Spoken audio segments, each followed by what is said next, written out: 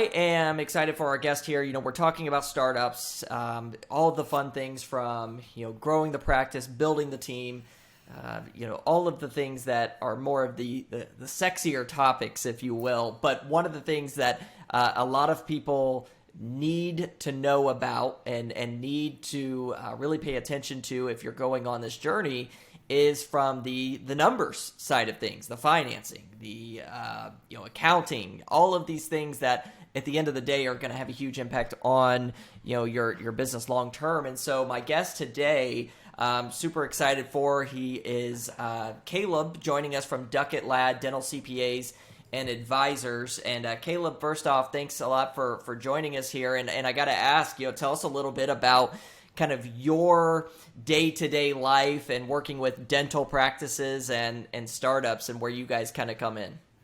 Yeah, awesome. Well, Shane, appreciate you having us on here today. To give you guys some background on kind of what I do and then what the firm does here at Duckett Lad. My primary day-to-day, or my let's call it job title, would be head mergers and acquisitions consultant.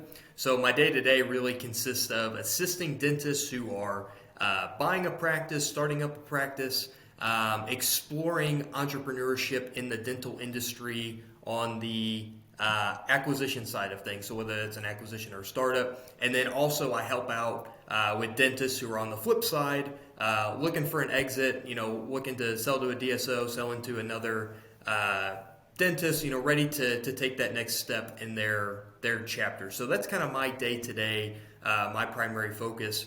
Duckett Lad, we're an all-encompassing dental CPA firm, so obviously we have the M&A services that I kind of spearhead and head up, but we also have your traditional bookkeeping, tax services, along with some consulting services where we kind of dive in on practices and try to turn practices into high-performing practices. So kind of an all-encompassing firm trying to assist dentists and make their lives better.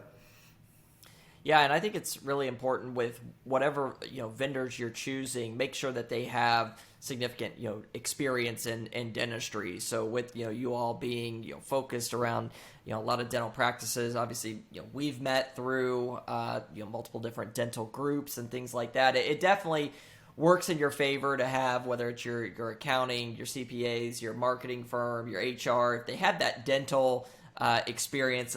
First off, I think that's so important. But one of the things I want to really kind of dive into here, Caleb, is as CPAs and on the accounting side of things, you all are right there side by side with the clients and dentists as they're going on the startup journey, just as we are from the marketing side. But when we talk about financing, it's something that a lot of people have questions on, and I see it in the groups. I'm sure you do too. But do you have, from your perspective and what you've seen from your clients, kind of like a timeline that you typically see when dentists start to go through that financing period before they're going to take that next step and do demographic reports and all of these things? Yeah, absolutely. So, obviously being accountants, we can advise on some of the personal financial things of how to help secure lending. The timeline varies in every deal. Every single deal is different. I think that's sort of the art and beauty of what I get to do day in and day out. Is every deal is different, right? So I would say on a historical client, anywhere from 18 to 24 months out, it's usually one of the first things that dentists and advisors are telling their clients to do is, a startup journey is a marathon. It's not a sprint, right? It's going to take some time. It's going to take some work, and we can't do anything without financing, right? So if a client's coming to me and saying, hey, what do I need to do to secure financing, and at what point do we need to start tackling these things? Typically, 18 to 24 months out from that opening date is what I see a lot of other advisors advising their clients to do, and what we would typically recommend in a startup is start securing that financing as early as possible to make sure we're ready to lock and load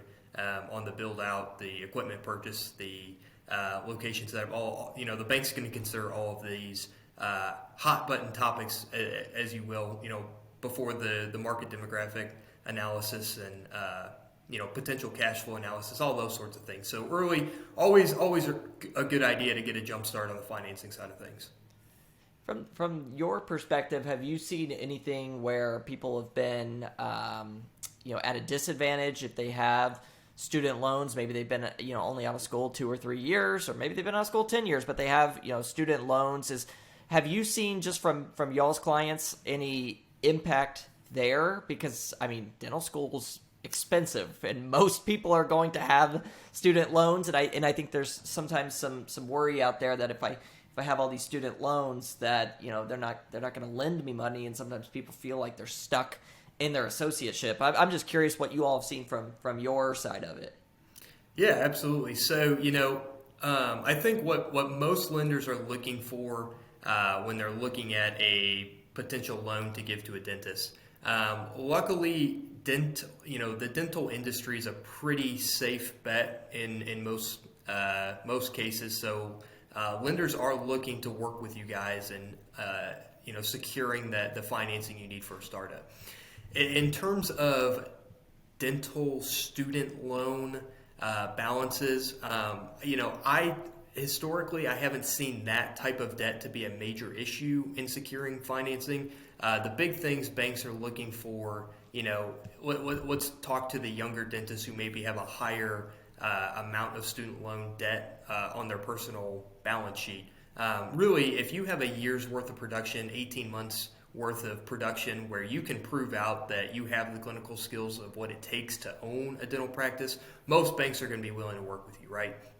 When you start getting into the, you're 26, you have $500,000 in student loan debt maybe, but then we tack on, you bought a $500,000 house, you bought 2 $60,000 cars, you got $30,000 of credit card debt on your personal balance sheet. Those are the things that are going to hinder that lending ability. The student loan debt, banks understand that dental school is expensive.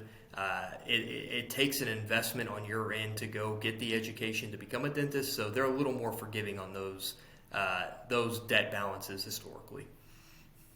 Yeah, is there some sort of, magic rule that you've heard as far as, if you're looking at getting funding a year from now or within 12 months, you shouldn't make any big purchases like a new car or a home? Have you heard anything as far as like timelines on what that looks like? Yeah, so to my knowledge, and again, I'm not a banker, I'm not the one signing off on the loan.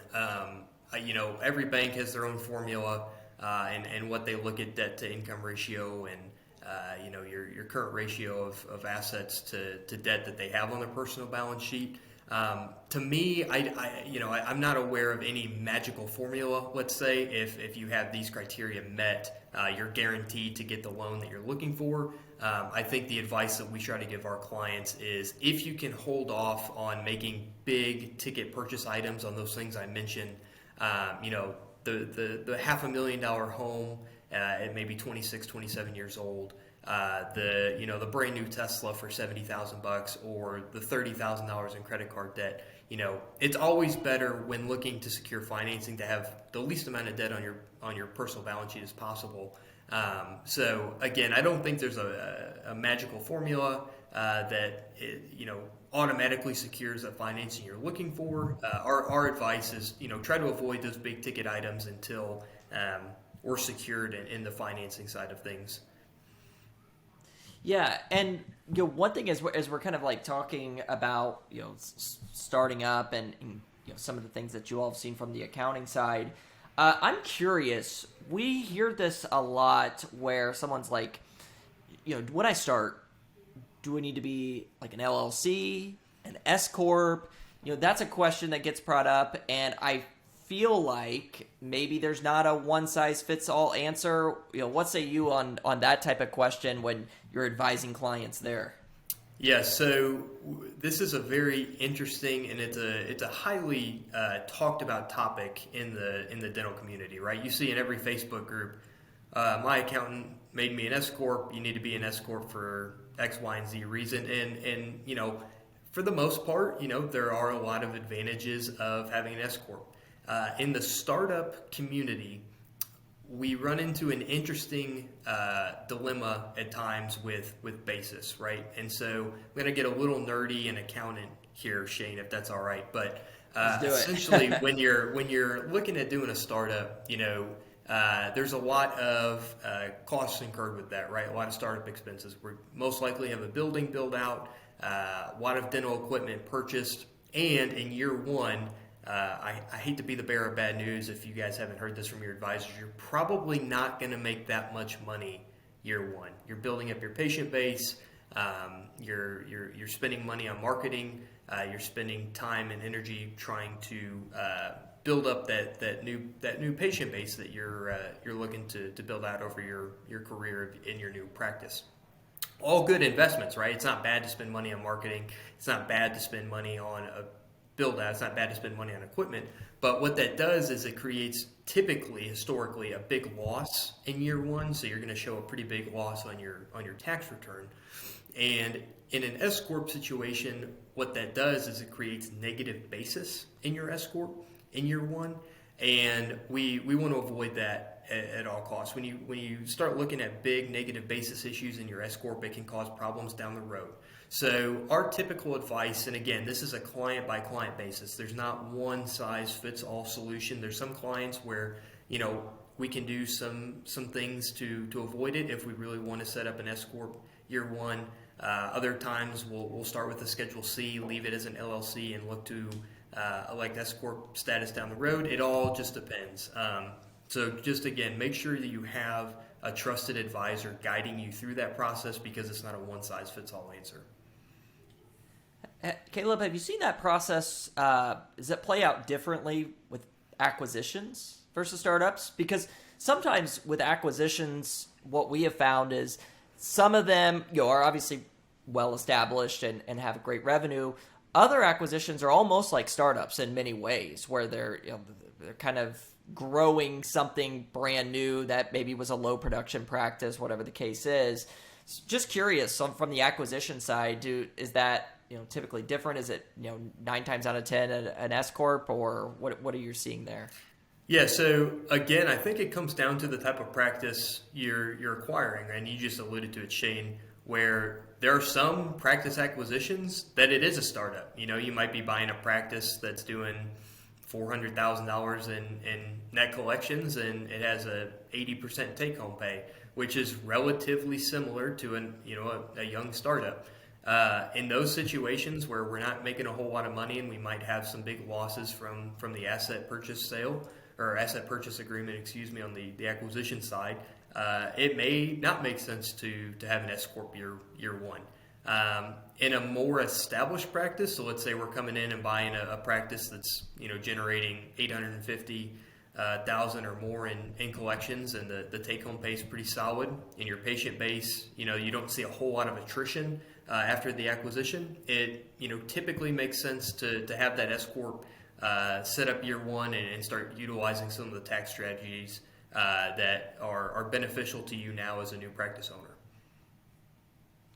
Yeah, and what about with when should somebody start this process with an accountant and a CPA? When really, let's say if we're doing a startup practice and that's kind of where we've settled, is the route for us to go. When is kind of the ideal timeline to begin working with a company like yours?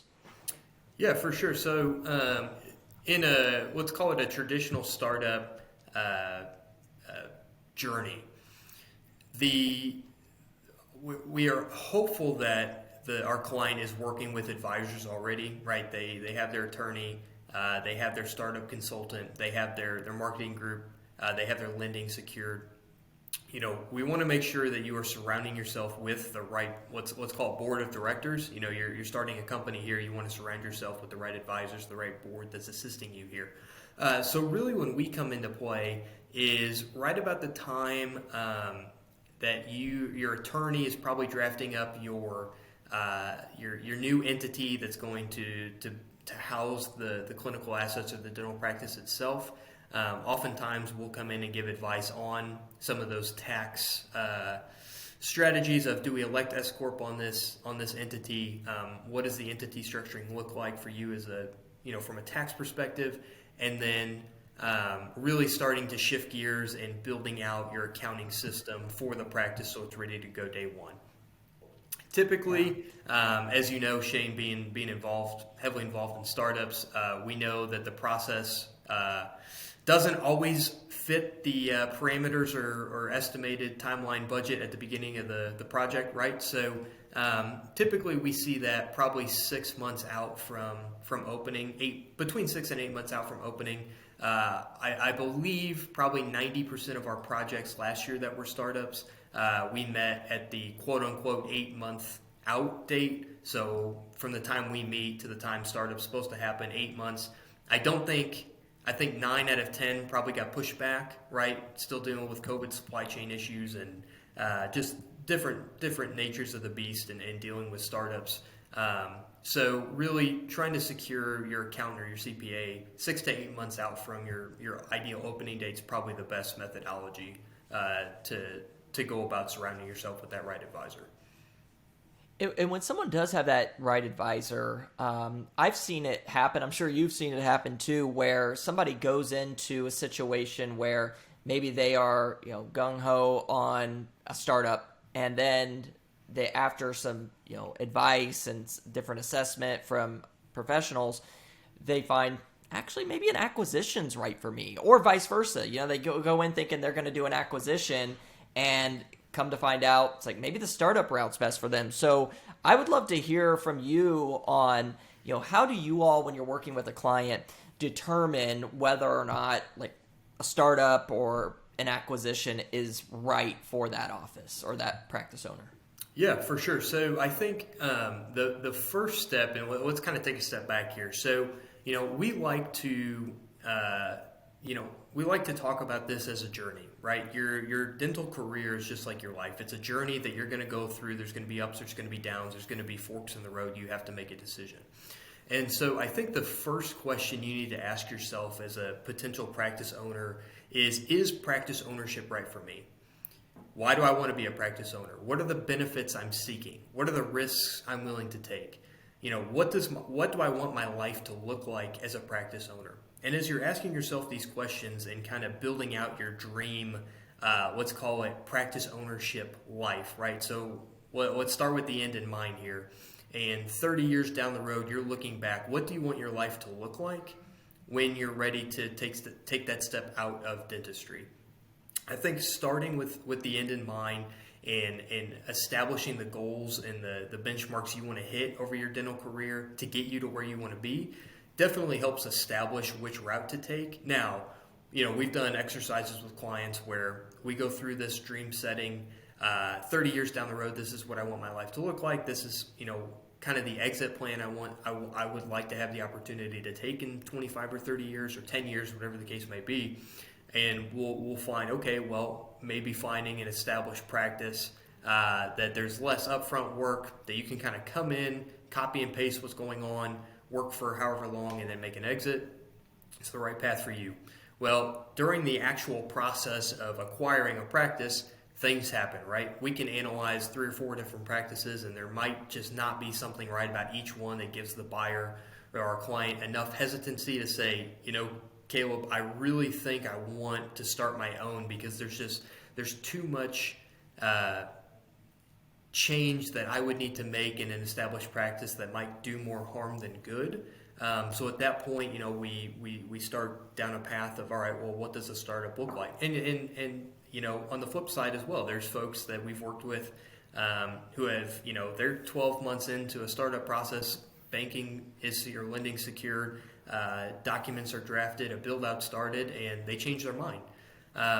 It's really, it comes down to what do you want out of this decision? Because again, acquiring a practice or starting up a practice is going to be the biggest decision you make in your dental career. Practice ownership, going from an associate to a practice owner is the biggest leap you're going to make in your dental career, right? And so making this decision is a lifestyle. It is not an easy decision at all. So I think starting with the end in mind, establishing if practice ownership is right for you, going through the exercise and going through the time of establishing what you want for yourself is going to help make that decision. Yeah, definitely. And one thing that, I'm kind of curious about, and this is kind of going more into the accounting side, and once you're actually open and you've acquired a practice, opened a practice, whatever the case is, and I'm just thinking of this right now because we're going through this in my marketing company at this moment, is figuring out what numbers we need to be looking at in our reports that our CPA provides us, and how to really determine the scalability of the business. And I assume the same thing you have to do with the practice. But for example, one thing we're looking at is hey, if we're providing this particular service, how much does it cost us exactly from the man hours or woman hours to the softwares that we use, everything that goes into it. What is our cost to provide that service, and what are we charging, and can we scale that? I'm curious from your side of things. I feel like too many times, just as small business owners in general, we look at the reports, be like, okay, here was our expenses, here was our leftover profit. But many times maybe we don't see some of those hidden things in our P&Ls that could be hindering the practice. Curious to see, what are a couple of mistakes or pitfalls that dentists should avoid when looking at their reporting, and making sure, I guess, that they're getting the right numbers reported to them too. Yeah, so great question, Shane. And I think there's two big mistakes we often see in the dental industry, right? First one is, I want to hire an associate, right? And we look at a practice and we say, you're not ready to hire an associate. And they say, well, I'm too busy, I can't handle this on my own. Well, when we look at it from a numbers standpoint, looking and diagnosing your P&L is a great start, right? Let's see where your overhead's at. If your overhead's high, all right, let's take a deeper dive and establish what's wrong in your overhead model. And if we can correct that, it might make sense to bring an associate on. Oftentimes, when dentists feel like they're too busy and they need to hire that associate, it often stems from burnout, in my opinion, and what I see. They're just ready to take their foot off the gas a little bit and hand the reins over to help create the wealth and the financial security they're looking for, but not having to carry that heavy burden as an owner anymore. The problem we run into oftentimes, though, is the production may not be there to necessitate bringing in an associate. And that's very frustrating for a practice owner to hear, right? Your practice isn't financially healthy enough to bring an associate in. And if it is, or if it isn't, but it's something you really want to explore, it's going to hit your pocket, right? Because at the end of the day, you need to make sure all expenses are paid, including that new associate that's coming on. So it's going to come out of your pocket. So, really taking the time to understand not only the expenses, right? Because I think that's where most people's head go, is what expenses can I cut out? It's the old saying that you can only cut expenses as low as they'll let you go. At the end of the day, you got to pay your employees, you got to pay your rent, you got to pay your taxes, all those fun things that practice owners deal with the burden of. But the easiest way to answer that question is produce more. You produce more, your team produces more, and there's ways through financial incentives, through opportunities to level up your team members, whatever the case may be, to optimize those opportunities. And then the second biggest, I would say, obstacle we run into is an owner says, I don't feel like I'm making enough. How do I make more? Again, diagnosing your P&L is great. Looking at the expenses is great. But I think really diving into the bare bones issues and operations and efficiencies of the practice of what is causing the P&L, right? Because your P&L is really, it tells a story of how your practice did month over month, right? It shows the roadmap to where to start looking for errors, right? We can look at expenses and see, hey, there's maybe some things we can cut here, but the P&L is kind of the story of what happened inside your practice. Really, once you look at the P&L, it's time to take a deeper dive into your practice itself and what are you doing to cause those P&L results, right? Are you producing enough? Is your team producing enough? Are your books not scheduled out far enough in advance? Do you have openings? Is your case acceptance at the chair not high enough? It's those sorts of issues that stem from looking at those P&L results month over month that'll show you once you start diagnosing those problems, you'll reap the benefits down the road.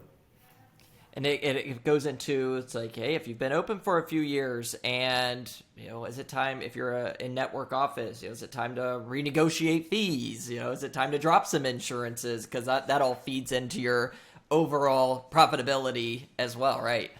Yeah, absolutely. It goes back to that, analogy of the P&L is a result of what you've done over the last month. So what are you doing that's causing those P&L results? Is it time to renegotiate insurance? Is it time to drop an insurance? Whatever the case may be, the P&L is kind of the foundation to take a deeper dive into your practice and see what areas we can improve upon to help get you those financial results you're looking for month over month. I'm just curious, just because we're on, I could talk about this for an hour at least. Like, this is the kind of stuff that fascinates me. But since we're on kind of the part now of, you've opened the practice, you've acquired, whatever the case is, you're now looking at your numbers. I'm reading a book right now. I'm actually rereading it and actually implementing it this time. Sometimes we read a book and we're like, that's a great idea, but I'll get around to it later. But I'm just curious if you all have ever heard of this and what your thoughts are on it. But it's Profit First. I don't know if you've heard of this, but it's a really interesting concept. And from accountant companies' point of view, it's really interesting how they talk about how it's we've found profitability for the years is find out what's our top line revenue, what's our expenses, and what's left over as profit. And, in a nutshell, what Profit First says is, let's take out what we want our profit to be first, pull that out, and then let the I can't remember what the name of it is. But basically, it's like, something will fill its space, the remaining space, and we'll find out where we need to cut. Obviously, you could take that way too extreme and be like, well, I want 90% profitability. And you're like, okay, not realistic here. So I'm just curious, have you heard of that? And do you have any thoughts on that, like profit first mentality, if you have, heard of that? Yeah, no, it's actually a book that is on my reading list this year. I know folks in our firm have read it. I know there's some interesting concepts in there, especially from an accountant's point of view of, it goes so contrary to, how our culture and how oftentimes advisors look at the financial health of a practice, of a small business, wherever the case may be. But I think it kind of goes back to what we were talking about earlier, Shane, with starting with the end in mind. What do I want my profitability to be? What do I want my take home to be, right? Because those are all questions that you need to ask yourself as a dentist looking at practice ownership is, what is my take home pay that I need to hit in order to, take the risk of practice ownership? What is it going to take for me to go down this startup journey or go down this practice acquisition journey, whatever the case may be? So, it's definitely something that I try to apply with my clients on the personal side, right? What is my take-home pay? So what's my overall profitability that I'm willing to accept in taking on practice ownership? On our current practice owners, I think it's a great exercise establishing what you want your profitability to be, what you want to see your take-home pay be. I think there are definitely strategies you can utilize to kind of, reverse engineer the course of, we need to look at top-line revenue, look at our expenses, see what's left over, what do we need to cut from the top, but reverse engineering it from the bottom up. I think it's a great exercise to help diagnose some issues in your practice. So, I think taking different perspectives and being open to hearing different ideas is always a valuable lesson you can take as an entrepreneur. And I'm sure, as owning a marketing company, it's definitely solid to have those outside perspectives or different ways of thinking of how can we grow our business and how can we scale. Yeah, I really like, Caleb, what you said earlier when you were like, your P&L is essentially a story of how your practice performed. I think that's, right on the money. And I think these are items that we need to be paying attention to, not just getting those reports and, okay, we looked at it, here's our profitability, moving on. It's like really looking at and tracking those line items, because there are some things that, I've made this mistake as a business owner myself. We've had services or softwares that we haven't used in a year, and we've been paying for it every single month, right? And you're like, oh my gosh, like just little things like that add up. This has been such an awesome interview. One of the things I kind of want to close on here is talking about, maybe, top 3 things that you would advise dentists to not fall into or make the mistake of doing if they're doing a startup soon or an acquisition, either on what are 2 or 3 things that they should be prepared for to make sure that they're set up for the highest probability of success. Yeah, for sure. So I know our conversation kind of started around that lending side of things, so I'll kind of hit on one topic there. Again, I alluded to it earlier, but if you can, avoid the big ticket purchase items when going through that journey of lending, right? The less you have on your personal balance sheet, the better off you are, the more attractive you are to the bank. 2 other things that I would like to mention. First off is take the time to surround yourself with the right advisors. Don't go through this journey alone. This isn't something you have to do on your own. We don't expect our clients to know everything, right? Dentists went to dental school. They didn't go get their MBA. They didn't go get their CPA. They don't learn how to build a marketing plan. Make sure you take the time to surround yourself with the right people and understand what they're advising you to do, right? And then 3rd thing, I just had it and I just lost it. Let's see if it comes back to me here. Well, while you're thinking of that, I think that's so important, because we get startups and acquisitions from all ends of the spectrum, where we get some that come to us and being very proactive, a year in advance, which is awesome, because then we can start to kind of build that plan for them, which then they can share with, their financing, with their accountants and everything too. But then you also see those ones that try to, I feel like, do as much of it themselves as possible. And while I appreciate the bravery there of doing that, I can't emphasize enough, just from seeing it with my own eyes, how having the right people surrounded by you and investing in that can make a huge difference from day one, because you're setting the tone for your success from day one when you open that practice. And if you try to cut corners, do everything yourself, you've never gone through this process before, more than likely. Partner up with firms like yours and people who have done this, because they know the ropes, so to speak. So I just think that's a really important piece there that you kind of talked about, because we all, I'm stubborn, I try to do things myself all the time too, but at some point you have to sit back and be like, who could really get me from point A to point B and kind of help me take the best route, and maybe not necessarily the cheapest route. Yeah, absolutely. And that actually led into the 3rd point. Thank you for bringing that up, Shane. Don't allow your emotion to cloud your judgment, right? So when I see this a lot, whether it's a young doc or an older doc who's looking at practice ownership, emotion gets in the way. And having emotion is not a bad thing, right? You're probably thinking, oh yeah, Caleb, you're an accountant, you have no emotion. What I mean here is that first opportunity that presents itself, whether it's a startup or an acquisition. Most docs are like, I'm ready to go. I'm ready to buy this thing. Let's take a step back. Let's try to control what's going on in our head and our heart. I know it's an exciting time. I'm glad it is an exciting time, because that shows me that, this is something you are actually genuinely interested in pursuing, right? If you had no emotion towards this, that's going to give me some heartburn as your advisor, right?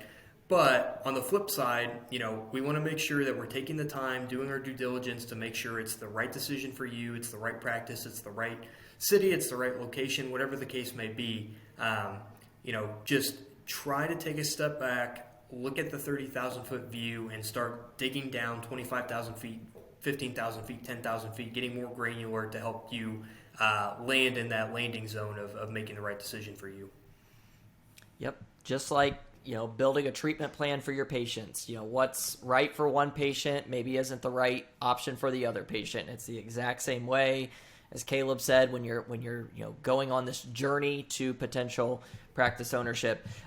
Caleb, we're running out of time here. This has been a great interview. I would love for you to just share a little bit of, if someone's out there, they're listening to this and they're, potentially thinking of going on this journey, or maybe they already have a practice, that's open, but they're looking for some advisors there. What's the best way that, our listeners can get in touch with Duckett Lad?